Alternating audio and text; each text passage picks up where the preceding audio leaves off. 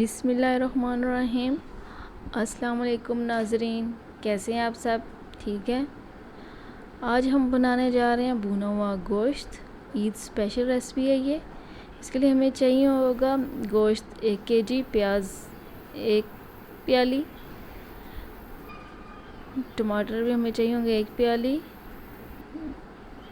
हरा धनिया और हरी मिर्ची भी 1 प्याली चाहिए होंगे, ऑयल भी हमें 1 प्याली चाहिए, अदरक लहसुन का पेस्ट हमें 1-1 चम्मच चाहिए, मिर्ची नमक और हल्दी भी हमें 1-1 चम्मच चाहिए।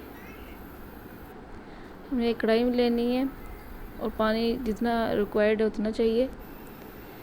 एक कढ़ाई में हमने पानी डाला, गोश्त भी डाल दिया हमने, साथ ही इसके प्याज भी डाल दिया, टमाटर भी डाल दिए, अदरक लहसुन का पेस्ट भी डाल दिया, मिर्ची नमक और हल्दी भी डाल दी, ऑयल भी डाल दिया हमने।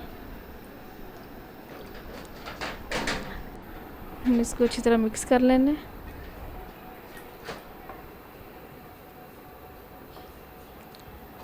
मिक्स करने के बाद हमने इसको ढक कर रख देना है तकरीबन 40 मिनट।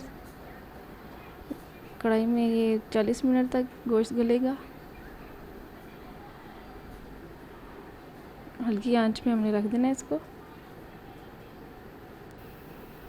तकरीबन हमारे 40 मिनट हो चुके हैं। हमारा गोश्त गल चुका है।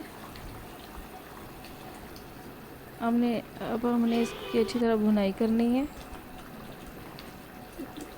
और इसका पानी जो है वो खुश्क हो जाए। देखिए हमने 5-10 मिनट इसकी भुनाई की है और इसका पानी खुश्क हो गया है। ये मसालेदार गोश्त तैयार है हमारा।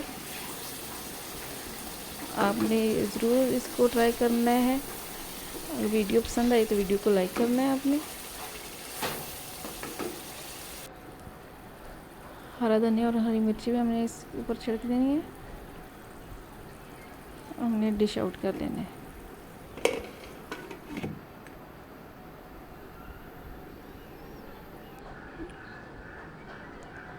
उम्मीद है कि आज की वीडियो आपको अच्छी लगी होगी।